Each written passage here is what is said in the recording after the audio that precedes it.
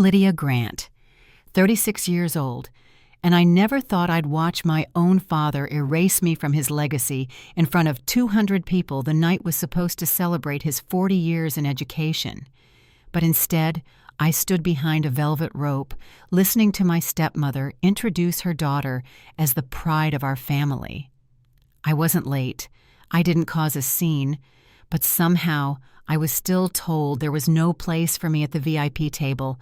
My seat had already been taken, and not just my chair, but everything it represented. And when my husband stood up and quietly walked to the microphone, what he said changed every single thing that came after. Before I go any further, let me know where you're listening from in the comments and hit that like and subscribe button. If you've ever had to smile through a moment you knew you'd never forget. I was born and raised in Arlington, Missouri, a small town where everyone still waves at the mail truck, and teachers are treated with a kind of quiet reverence my dad, Franklin Grant. Franklin spent 4 decades building the local high school into one of the best in the region, and he took pride in every award that came with it.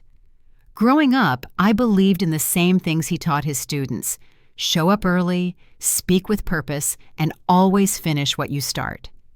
I followed that path into the classroom myself, and I've been teaching 3rd grade for over 10 years now, not for prestige or applause, but because it's where I feel most at home.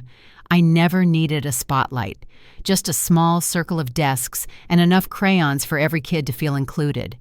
My mother passed away when I was 24, and for a while it was just me and Dad again. 2 educators doing our best to stay connected over coffee and school board news, but everything changed when he met Joanne.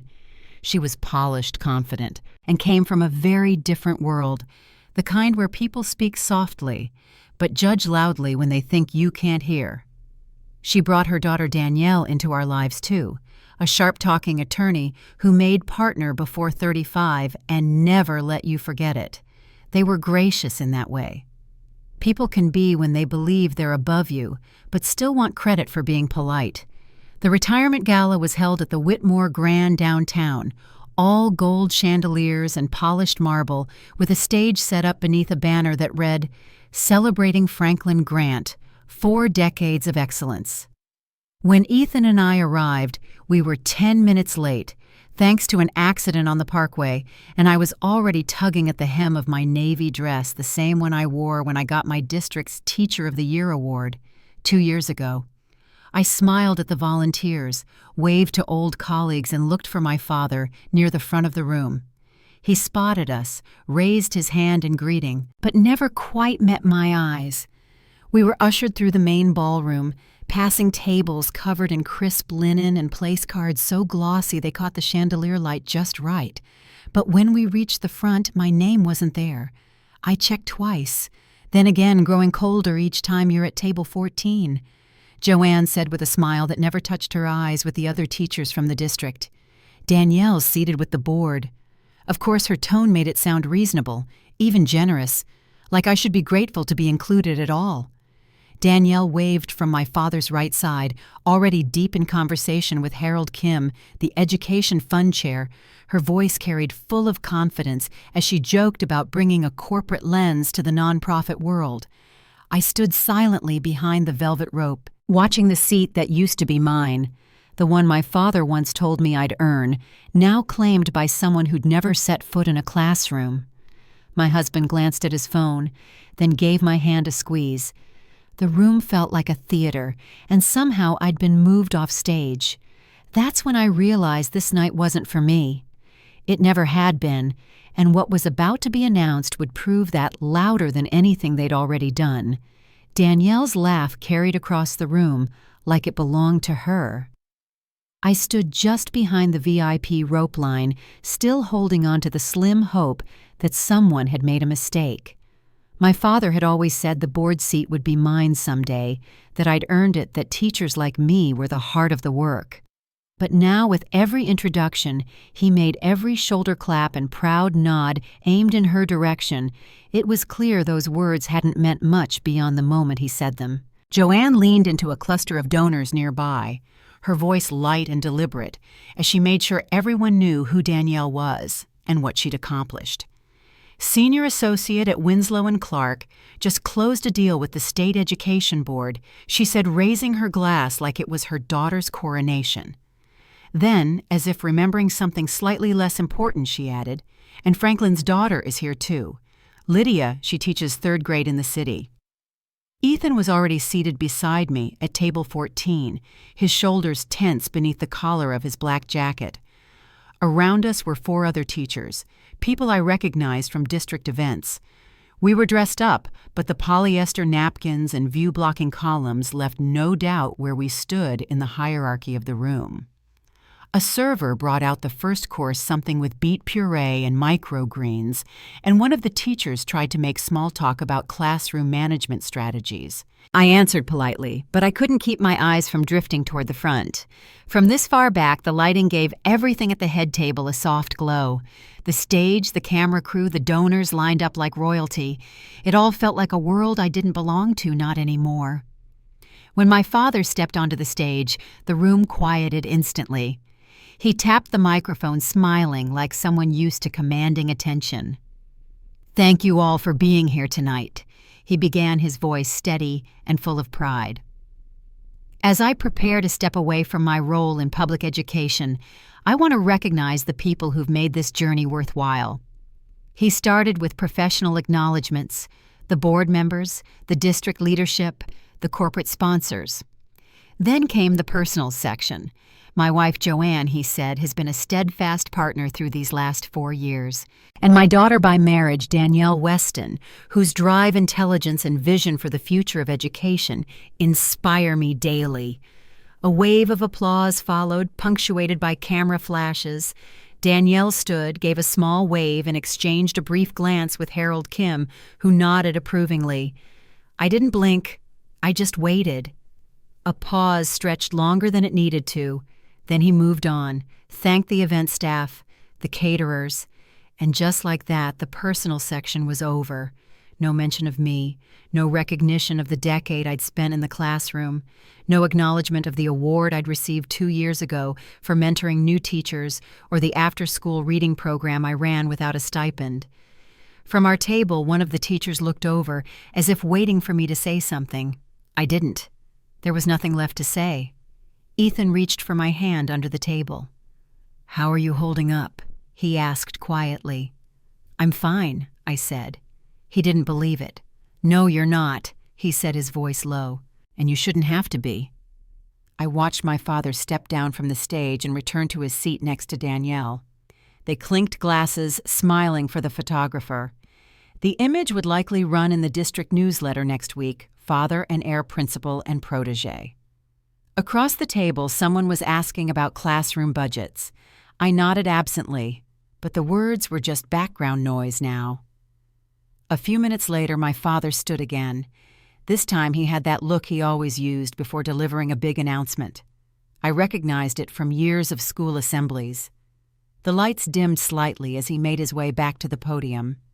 Tonight, he said, "I'm proud to announce a transition that marks the future of our work." Murmurs rippled across the room. Thanks to the generous support of Harper Technologies, the Grant Education Fund will receive a new $5 million endowment. This will allow us to expand scholarships, launch leadership programs, and support new education initiatives across the state. The crowd broke into applause. I sat up a little straighter, waiting. 3 years ago, when the fund had been created, he'd told me the board seat would be mine when he retired. "Your classroom experience gives you perspective no one else has," he'd said. I'd believed him. And so he continued, "I'm honored to pass the baton to someone with the vision and skill to carry the fund forward." He turned toward the head table. "Danielle Weston will be joining the board as my successor." The room erupted. More applause. Another standing ovation. Someone shouted her name and she stood laughing as she accepted the moment like it had always belonged to her. Joanne dabbed at the corner of her eye. The photographer snapped photos as my father rested a hand on Danielle's shoulder. I couldn't move. The air around me felt thin, like something had been pulled out from under me that I didn't even know I was standing on. I had drafted proposals for that fund. I'd spent months researching scholarship models, compiling data on teacher burnout, and writing recommendations for pilot programs. My work had gone into every part of the foundation's early design, and now it was being handed off to someone who'd never spent a day in a classroom. Ethan's grip on my hand tightened. "That position was yours," he said. I didn't answer. Danielle was speaking now, her voice bright and confident, outlining ideas for leadership development and administrative growth terms I knew didn't include support for supply funding or special education resources. I thought of Ms. Bell from my school, who spent half her paycheck on speech therapy tools. Of Mr. Andrews, who had a GoFundMe up for math manipulatives. I thought of the notes I got from parents who couldn't afford the school lunch fees, and the number of times I'd paid for field trip tickets out of pocket. Danielle had never seen any of that. Across the room, Harold Kim stood and gave a short statement about Danielle's future with the board. I watched him speak, then glanced at my phone. A new message from Ethan. "Need you to trust me. Something important is about to happen." I looked at him, but he wasn't at our table anymore. At the head table, Joanne was talking up Danielle's ideas to a group of donors, calling them innovative and forward-thinking. One of them asked if Danielle had experience working with actual teachers. "She's learning," Joanne replied with a wave of her hand. "It's all about vision." I turned back toward the main stage, searching the room for Ethan. I didn't see him. But I felt something shift, like the evening was no longer entirely under their control. Something important was coming. The velvet rope didn't stop me this time. I walked past it with steady steps, my heels barely making a sound against the polished floor. The music had faded behind me, and conversations at the VIP tables were starting to hush. My father looked up just as I reached their table, his expression tightening before he forced a smile. Danielle paused mid-laugh, lowering her glass slowly. "Dad," I said evenly, "we need to talk." The entire table froze. My voice wasn't raised, but the tone must have cut through whatever charm filled the air just moments earlier. "Not now, Lydia," he replied, keeping his eyes on his wineglass. "This isn't the time. It's exactly the time I said. You stood up there and handed over a role you promised me. You never even told me." Joanne leaned forward slightly, her hand grazing the tablecloth. "Sweetheart, this is embarrassing for everyone. Let's not turn a celebration into a confrontation." I kept my voice steady. "I'm not here to embarrass anyone. I'm here because something I worked for, something I was told I'd earned, was handed to someone else without a word." Danielle leaned back, folding her arms with a smile that didn't reach her eyes. "Running a multi-million-dollar foundation takes more than just classroom stories, Lydia. You're right, I said it takes someone who understands what teachers need, not someone who's never taught a day in her life." The tension around the table sharpened. Harold Kim shifted in his chair. My father finally looked at me, his voice low. "Circumstances changed. Danielle has the legal and financial background the fund needs. It's not personal." "Then why does it feel personal?" I asked. I glanced toward table 14. My colleagues were still there, some watching with wide eyes, others pretending not to. I had the sense this moment might follow me wherever I went. "Security." Joanne's voice rose just above the music, and she gave a quick wave of her hand. 2 staff members started moving toward us from opposite sides of the room. "I'm going," I said, already stepping back, "but I want every person here to know this. My father just replaced lived experience with leverage. He chose appearances over impact." My father stood up, voice rising just enough to cut through the murmuring. "You are no longer welcome here, Lydia." For a second, everything stood still. The music had stopped. The cameras had turned. One of the security guards reached for my arm. "That won't be necessary," Ethan said, stepping between us. His hand didn't touch mine, but he was close, calm, and clear. "We're leaving voluntarily. But first, Franklin, can I ask you a question?" My father blinked. "What now?" "Do you know who your primary sponsor actually is?" Ethan asked. A ripple of confusion moved through the table. Joanne scoffed. Of course he does. Harper Technologies. It's listed on the program. Ethan gave a small nod. Interesting. He turned to me. Let's go. But something in his voice had shifted, and something in the air around the table had too. As we started walking toward the exit, someone whispered behind us, "Is that her husband?" Another voice. "Wait, what did he just say about the sponsor?" Joanne called out after us. "You're only making this worse. Know your place, Lydia." I turned back, my voice carrying a little further than I meant it to. My place isn't behind velvet ropes while others take credit for my work. Danielle stood slowly, the confidence in her expression cracking just slightly. Some people are built for leadership. Others, she gestured in my direction, are built for simpler roles. I didn't respond right away. I let her words sit there between us. Then I looked at her. "Teaching is simple," I asked. "Try calming a child during a panic attack without the help of a counselor. Try calling a parent to explain that their kid can't read at grade level. Try building trust with a classroom of 8-year-olds who think the world forgot about them. Then tell me what's simple." The guards paused again, waiting. Someone near the stage had started filming on their phone. "That's enough," my father snapped. "This is a private event." Ethan turned back toward him. "If you wanted privacy, you shouldn't have made your announcement in front of 200 people. Then he pulled out his phone and typed something quickly. "Harold," he said, lifting his eyes toward the board chair. "You may want to check your inbox." Harold reached into his jacket and pulled out his phone. Within seconds, his brow furrowed. "Where did you get this?" "From my desk," Ethan said plainly. "I've had access for a while now." My father stepped forward. "What is this about?" Joanne leaned toward the screen. "What are you showing him?" Harold looked up slowly. "You need to read your contract, Franklin. Line by line." My father shook his head. Danielle reviewed it. Danielle cleared her throat. I skimmed it. It looked standard. Harold's voice dropped. "You missed several clauses, including the one about board eligibility." The murmuring in the room grew louder. One of the donors looked toward the projection screen, which still showed the foundation logo. Ethan stepped closer to the center aisle. "Section 7.3, he said calmly.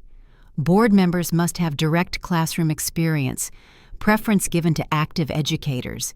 It's not a suggestion, it's binding." Danielle laughed once, short and dry. "Are you seriously suggesting that makes her," she pointed at me, "more qualified?" "It's not a suggestion," Ethan said again. "It's a condition of the sponsorship. Without it, the $5 million goes nowhere." Joanne started to say something, but Harold raised a hand. "He's right. And if this is accurate, we may already be in breach." My father's face had gone pale. His voice was softer now. "Who are you?" Ethan looked at him without blinking. "The founder of the company you've been calling your biggest supporter." Another round of gasps. A few guests stood. The photographer's camera started clicking again. I watched as my father sat back down slowly, his hands resting flat on the tablecloth. Behind him, Danielle was already scrolling through her phone, her expression unreadable. Joanne reached for her wine glass, missed it, and knocked it over. Harold stepped toward the stage, motioning for the microphone. "We'll need to pause the event briefly," he said. "And there are board discussions that must happen immediately." A few people clapped, though it was unclear what they were applauding. As Ethan and I reached the exit, I looked over my shoulder one last time. My father wasn't looking at me, but everyone else was. Whatever came next, it had already begun. The ballroom doors were just steps away when Ethan paused. He turned toward me, his voice barely above a whisper. "I need to go back," he said. "There's something I should have done sooner."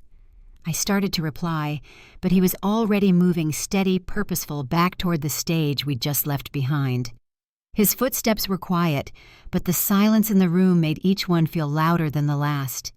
People turned in their seats. Conversations stalled. From the corner of the room, Harold Kim stood frozen, watching Ethan climb the stairs without asking permission. The microphone was still live. Ethan adjusted it slightly and looked out over the crowd. "One quick question," he began. "Before we all leave here tonight, I'd like to talk about the future of the Grant Education Fund, specifically the $5 million that was just promised to support teachers and schools across this state." From the head table, Joanne stood halfway out of her seat. "This isn't your place," she said. "Sit down." But Harold raised a hand. "Let him speak," he said calmly. "It's relevant." Ethan didn't flinch. "Harper Technologies," he said, "isn't just a tech sponsor.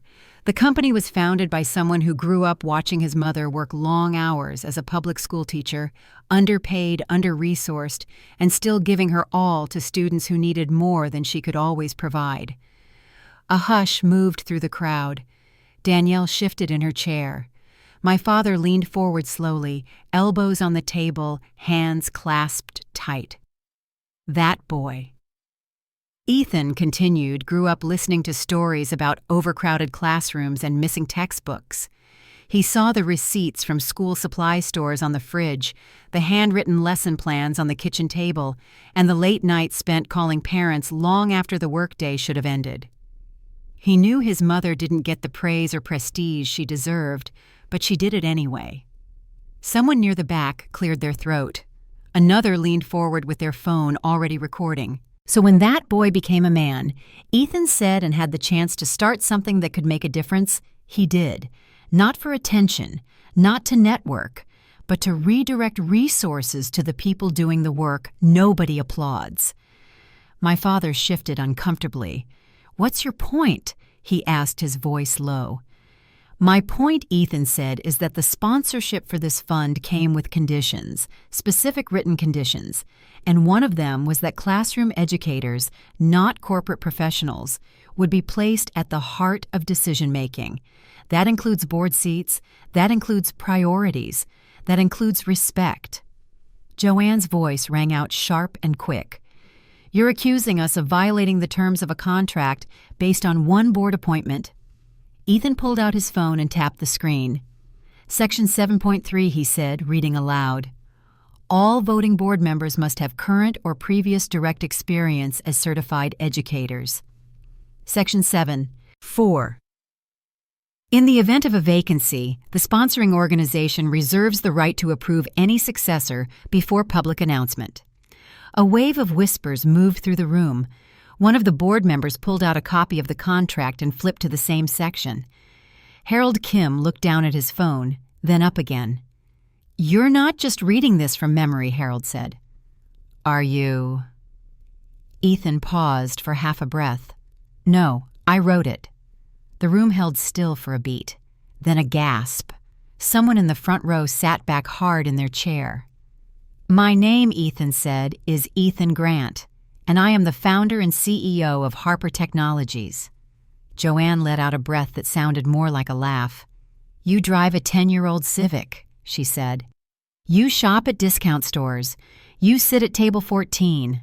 "I do," Ethan said, "because where I sit doesn't define what I value, and I've spent the last 7 years building a company that listens to teachers instead of speaking over them." He turned slightly, his eyes meeting mine for the first time since he stepped on stage. "And I took my wife's last name," he said, "because she's the reason I started this company in the first place. She's the one who stayed up until 3 a.m.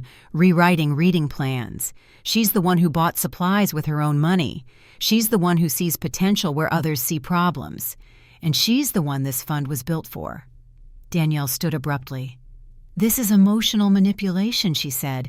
"I was chosen for this role because I'm qualified." Ethan looked at her calmly. "You might be. But not for this." Joanne pushed to her feet. "This entire display is a setup. You planned this." "No," I said quietly, stepping forward. "You did. When you decided that teaching was less valuable than lobbying. When you told donors that my career was small and hers was big. You set the terms. We're just reading them back to you." My father finally stood. "So what now?" "You walk in here and strip the funding. You just take it all away." Ethan didn't raise his voice. "I'm not taking anything away. I'm redirecting it." Harold stepped closer to the stage. "Mr. Grant," he said, "do you intend to withdraw support from the Grant Education Fund?" "Yes," Ethan replied, effective immediately. The contract was violated the moment the board appointment was made without consultation, and the values no longer align. Around the room, murmurs turned to movement. People stood. Phones came up again. Chairs scraped softly against the floor. But Ethan added Harper Technologies remains committed to supporting educators, which is why starting tonight that $5 million will be transferred into a new fund, one led by actual teachers for actual classrooms. He turned back toward the microphone. It will be called the Lydia Grant Excellence in Education Foundation. My breath caught. Ethan looked at me from across the room. And she will be its chair if she's willing. The room erupted. Not with clapping at first, but with sound. Dozens of voices overlapping, board members standing, teachers from table 14 rising to their feet. Danielle stared blankly ahead, still holding her program. Joanne looked like she couldn't breathe. Harold leaned toward my father. "We need to talk," he said. And just like that, the balance of the night shifted for good. Danielle's heels clicked once against the floor as she rose, but she didn't speak. Her hands were clenched tightly around the folded program, the confident smile long gone from her face. Joanne looked between her and my father, waiting for someone to respond. But my father stayed seated, eyes low, silent. Across the room, more guests stood to applaud. A few board members had gathered near Harold Kim, murmuring in a tight circle.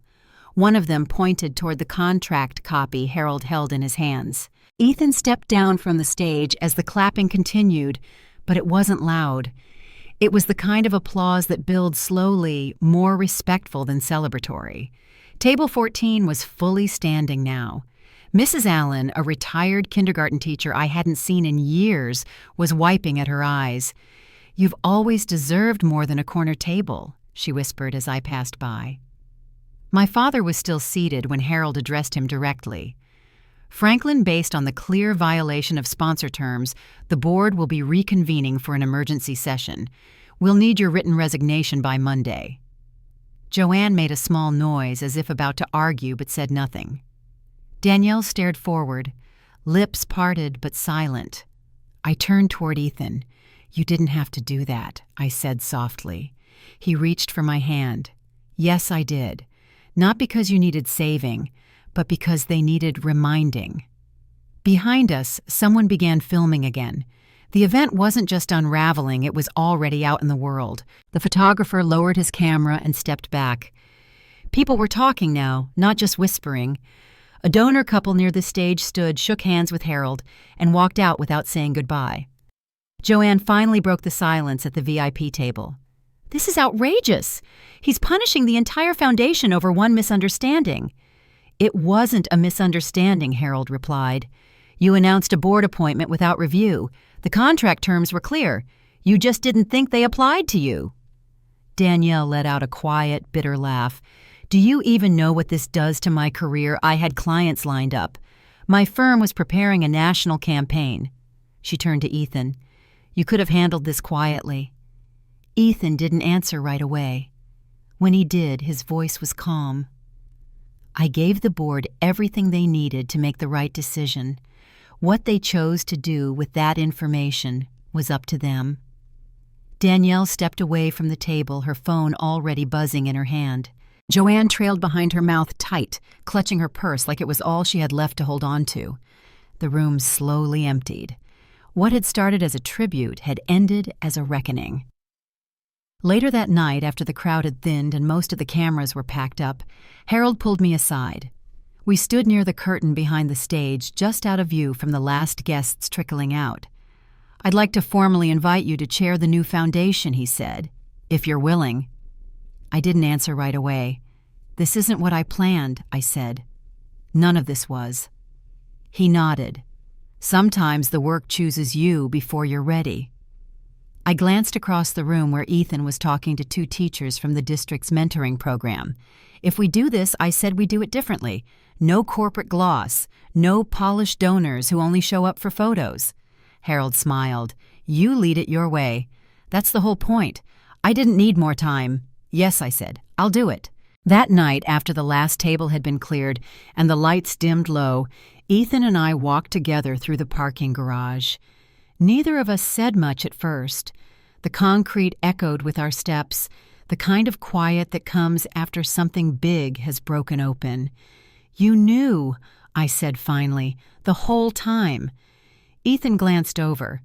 "Not all of it. I didn't know how far they'd go." "And you didn't tell me about Harper Technologies, about who you really are." He paused by the car, hand on the door handle. "Because I didn't want that to be why you married me.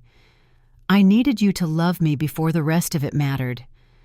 I looked at him standing there in the same suit he'd worn when we got married. "I did," I said. "I still do." He opened the door for me and waited as I got in. As we pulled onto the street, my phone buzzed. Notifications were pouring in messages from former students, teachers I'd worked with years ago, parents whose children I'd taught. The story was spreading fast. Somewhere in the distance, someone had already uploaded the speech online. One clip showed Ethan on-stage nameplate visible behind him as he introduced the Lydia Grant Excellence in Education Foundation. The comments were full of words I hadn't expected: respect, courage, overdue. I turned off the screen and set the phone down. "You're not just redirecting funds," I said. "You're changing the conversation." Ethan nodded without looking away from the road. "And you're leading it now." Up ahead, the highway was clear, the lights ahead steady. There was still more to come: meetings, headlines, damage control from the people who'd tried to erase me. But for the first time in years, I didn't feel small or misplaced. I felt steady. And in the quiet hum of our car, I began to think about what it meant to finally be seen not as someone's daughter or someone's problem, but as someone who belonged at the front of the room.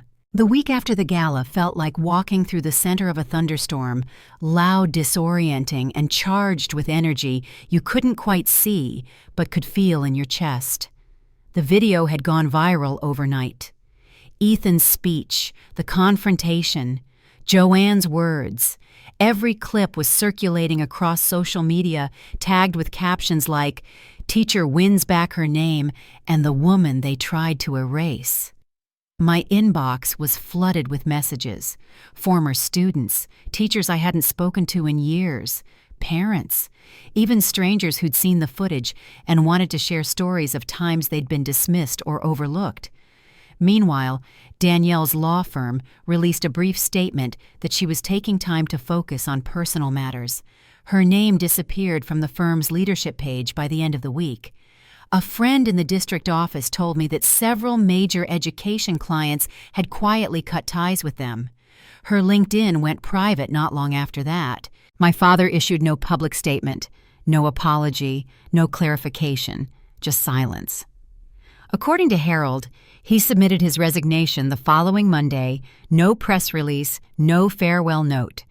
The man who once insisted every decision be announced with a headline had slipped away without a single word. Joanne, on the other hand, sent a long email filled with carefully chosen language. She framed the situation as a misunderstanding implied Ethan had manipulated the narrative, and ended with a line about how she hoped I could rise above personal grievance and see the greater good. I didn't respond. I moved her address to spam. But something else was happening too, something I hadn't expected.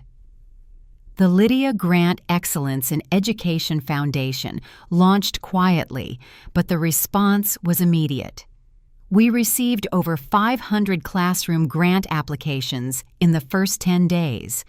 Supplies, counseling support, accessible tech, requests from rural schools, special education programs, first-year teachers trying to create safe, welcoming classrooms with bare walls and donated chairs. Harper Technologies matched every dollar up to $1 million. By the end of the second week, we had partnerships with local teacher unions, 3 community banks, and 2 major public school districts. Harold helped build the first version of the advisory board. 5 veteran educators, 2 parent advocates, No corporate sponsors with conditions. No consultants with business cards, but no classroom experience. Just people who knew what school looked like from inside. We held our first full board meeting in the same ballroom from the Gala. Table 14. I chose it on purpose. The staff had offered to move us to the front this time, but I told them no. We belonged right where it started. That table wasn't a punishment. It had become a symbol. Harold opened the meeting, then passed the chair to me.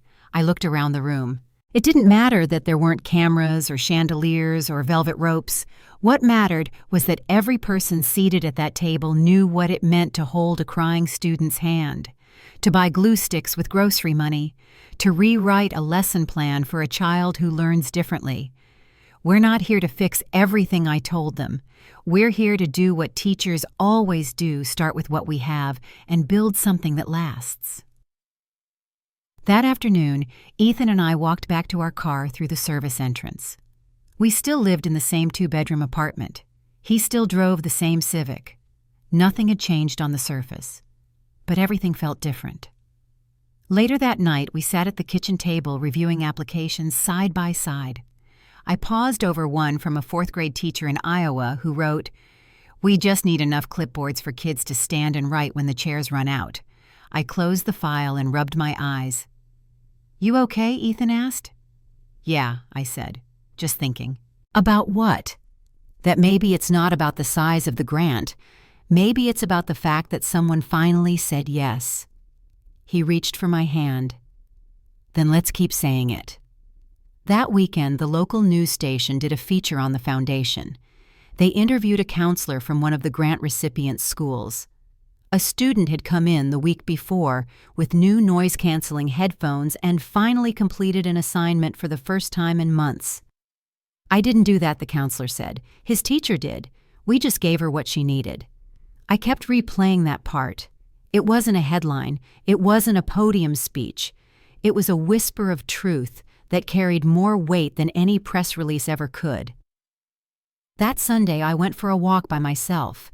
No phone, no distractions, just a long loop through the neighborhood past the school where I still taught. The gate was locked, but the playground was still visible through the fence. I stood there for a few minutes listening to the quiet.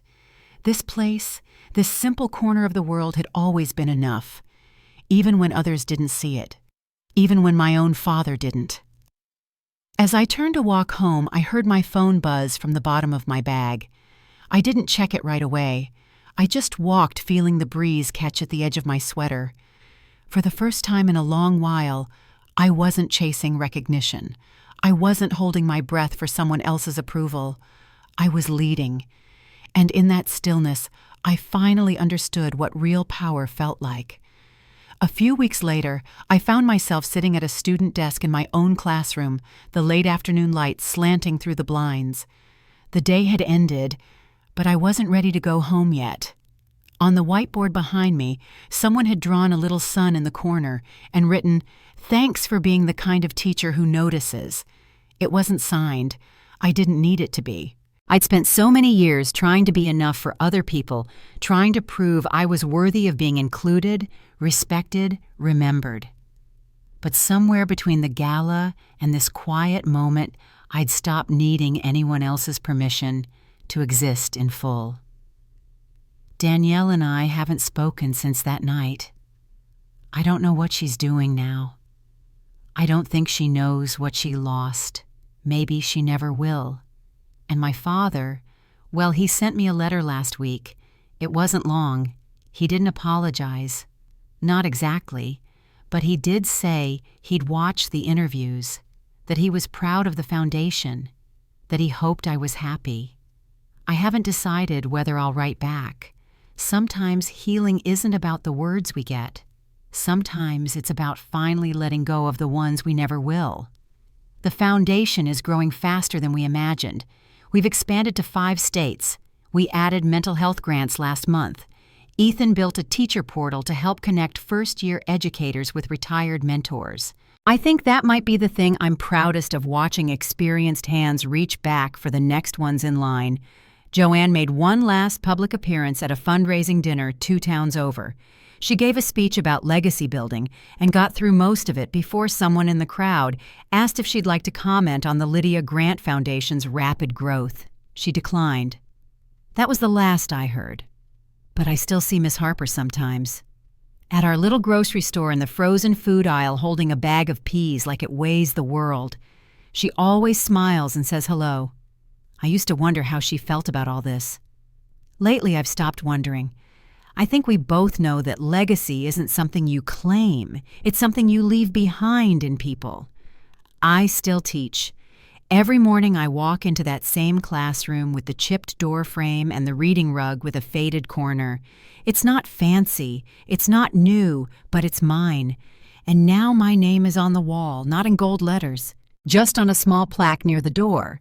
It reads, "In honor of Lydia Grant, who never stopped showing up."